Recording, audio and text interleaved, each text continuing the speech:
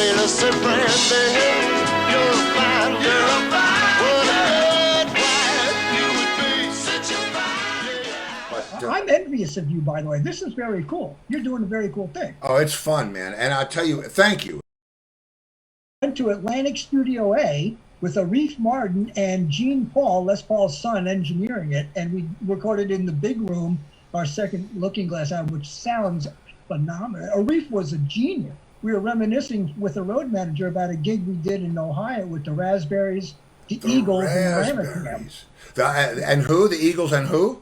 Ramatam with Mitch Mitchell. Mitch Mitchell and April Lawton. And April Lawton, that's right. That one. But they only had 3 guys. They had Billy Cobham, Liberty DeVito, and me. And they were smart because we were going out on tour with, Aerosmith and Rush and all those guys. And every guy in all those bands would come up and go, "What are those?" They're Tama, go play them. And, we're a sound check. And they go up and play them and go, not bad. And so for giving me, a couple of sets of drums, they got everybody in the world that was in a bigger band than mine to go learn about their stuff and play it. Cherry baby. Ooh. Ex-Dube. Oh. Oh.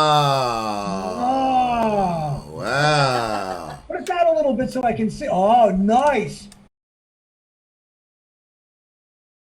Yeah, Elliot, the guy who wrote and sang Brandy, was in the pit band playing bass at the Fox Theater for those 5 shows a day where they came out and did 2 songs and wrecked their shit 5 times a day.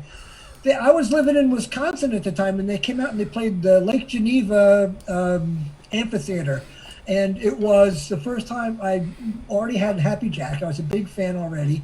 And they came out, Mooney, there happened to be a tree branch overhanging the stage. So he proceeds to climb up into the tree and starts dive bombing into his stuff, right? And we'd never seen anything like this before. It was just off the chain. I tell people that they ask me, who's your style based off of? And I said, it's 2 people, Keith Moon and Gene Krupa, both whom I met. Oh, I saw that. I saw that you met Gene. And that's... I was 13 years old. My father took me to see him down at the London House in Chicago. And I was raised on Gene Krupa records. Me too. So he took me down, right?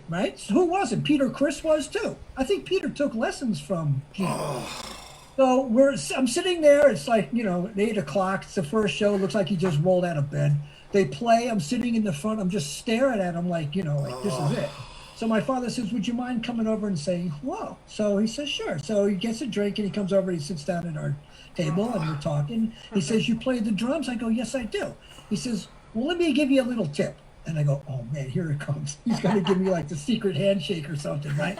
He's going to give me the key to success. He says, whatever you do, stay in school, get that high school diploma. And I said, yeah, okay. And what else you got? And, for him, that was a big deal because he got to like 5th grade or 6th grade. Yeah. And so the biggest piece of advice he could give me was stay in school, get that high school diploma. Yeah, like drink.